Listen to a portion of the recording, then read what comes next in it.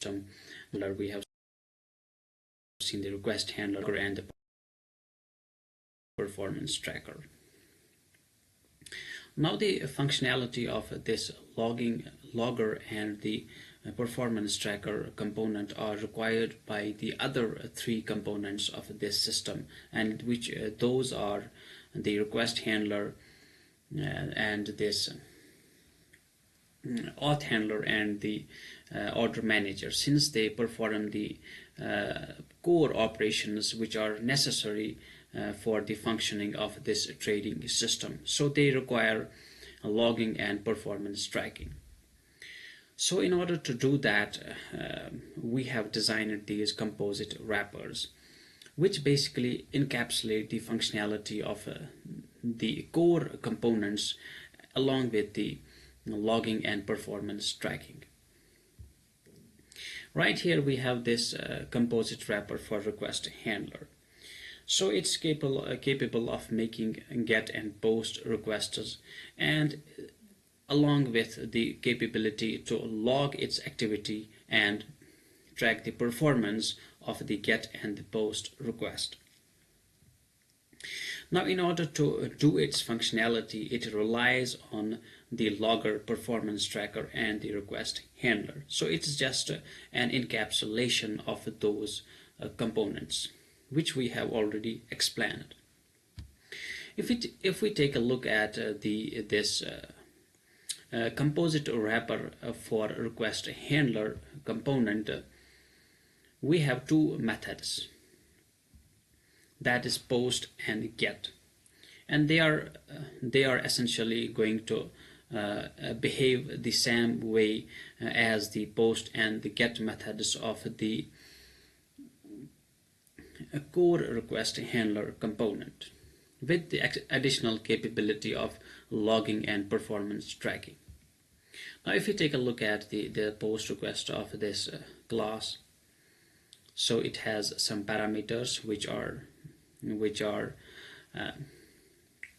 same as the parameters of the post request inside post method of the request handler module, request handler component. So this takes a reference to the string, a reference to the JSON payload, and a reference to the access token. So once we have that, we are going to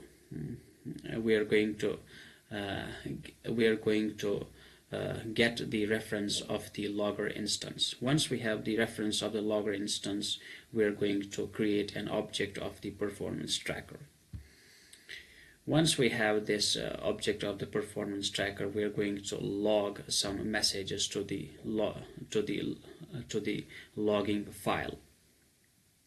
And these are info messages that we are about to make a post request, and this is the payload of that post request, and this is the URL of that post request. So once these details, or we have these details in the logging file, then we are actually going to make the post request in this try block, while utilizing the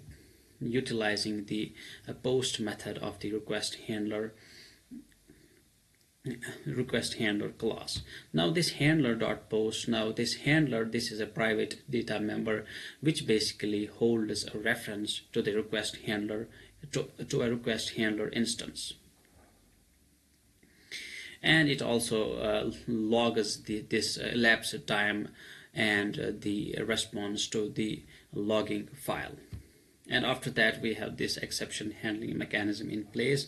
In case anything goes wrong, that's also going to be logged to the log file. And similarly, we have this get method to make HTTP GET requests, along with the functionality of logging and performance tracking. So having explained this composite wrapper concept briefly, so we have seen one of the composite wrappers which encapsulates the functionality of the request handling along with logging and performance tracking. So now we also have two other composite wrappers, one for auth handler and one for this order manager. The auth handler composite wrapper basically logs the authentication activity along with, and also measures the performance of the authentication activity, and it works pretty much the same way as the composite wrapper for request handler. And similarly, we have another composite wrapper which is designed for order manager, which basically logs the order management activity and also measures the performance of the order management activity, which works similarly as to the request handler or auth handler. Now we are going to design a test file which is going to integrate and test everything we have seen so far in this video. Since we have seen several components of this system, now it's time that we design a test file which integrates and tests everything together. So here you can see we are importing these composite wrappers. Since in this test file we will not be creating objects, or we will not be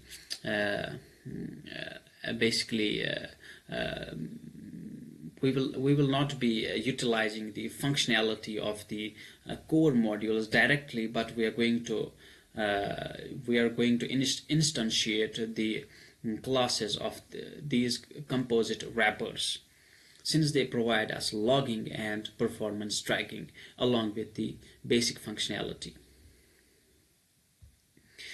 So the first thing that you can see here, we are retrieving the reference to this logger instance, since we are going to log the activity of this driver file as well.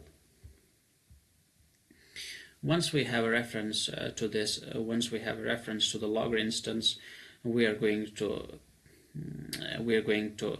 create a log file by passing this path to the setLog file method of the logger class. Once we have that, we are logging this message in the log file that we are starting the Deribit trading system. After that, we are creating these holders for the client ID and client secret, because we're going to need them to authenticate with the Deribit API. After that, we are creating an instance of the request handler class. This core request handler. This is basically the request handler class.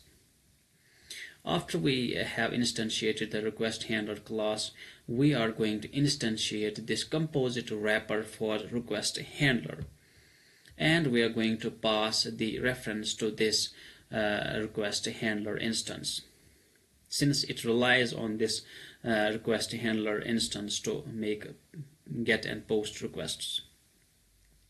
After that, we are going to create an instance of this auth handler class, and we are going to pass the required arguments to the constructor of this class. After that, we are going to instantiate the composite wrapper auth handler and pass this instance as an argument. Once that is done, similarly, we are going to create the instance of order manager class and pass the required parameters. After that, we are going to instantiate the composite wrapper order manager and pass this order manager instance as an argument. So the next step is we are going to authenticate with the Deribit API, and we need to do this manually, because this is not done by the auth handler component by itself. So in order to do that, we are going to invoke the authenticate method of the auth handler class, the core auth handler class, not the composite wrapper. And if the authentication is not successful, we are going to log an error message and return from this driver file or this driver executable. In case we do get authenticated with the API, we're going to move forward. And the next thing is we're going to log to the log file that authentication is successful, and we're also logging the access token by receiving the access token by invoking the get access token method of the auth handler class. After we have done that, we are going to log another message that we are about to place an order. So we're going to place the order, but this time we're using the composite wrapper order manager, not the core order manager. So we are using the place order function of the composite wrapper, since it's going to log and track the performance of this place order operation along with placing the order. After we have done that, we are going to log another message to the logging file that we have placed the order successfully, and we are going to log the order ID as well. After placing an order, we are going to fetch the order book for BTC perpetual instrument, which works similarly as placing the order above.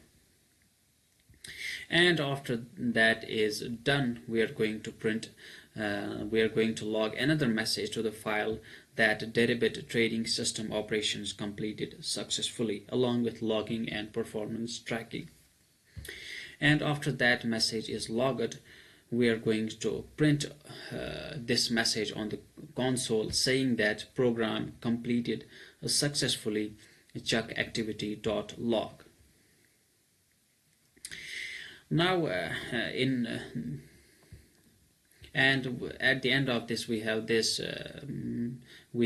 catch statement if there in case there is any exception, so we are ready to handle that. Now that having explained the testing mechanism of the trading system as a whole in itself, remember that this test file utilizes all the components that we have explained so far. So now that we are going to execute this test file in order to see how does it go. So to do that, we are going to navigate to the build directory of this project. So let's navigate to the command prompt.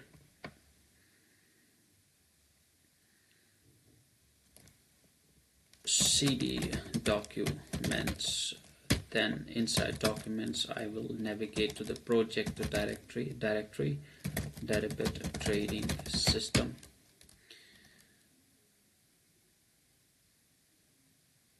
So once inside the project directory, we are going to navigate to the build directory.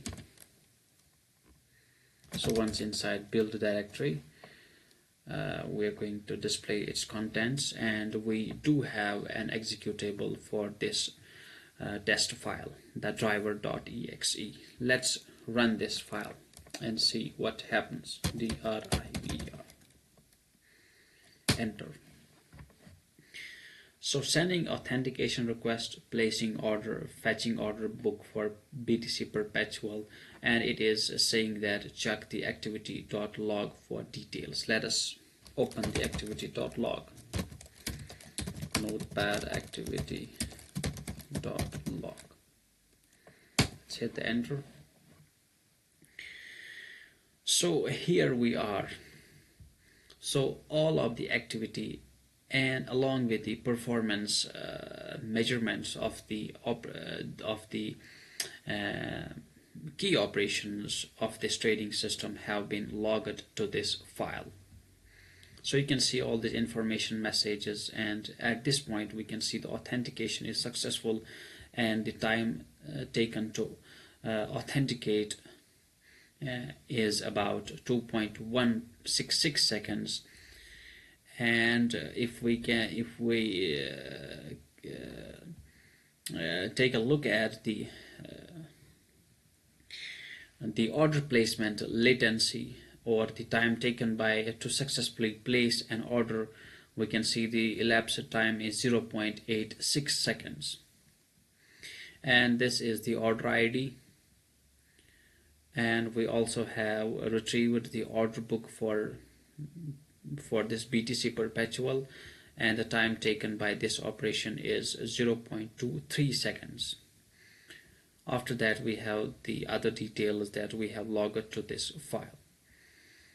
So with this, we end this video demonstration. Hope you enjoyed this explanation and walkthrough. Thank you very much.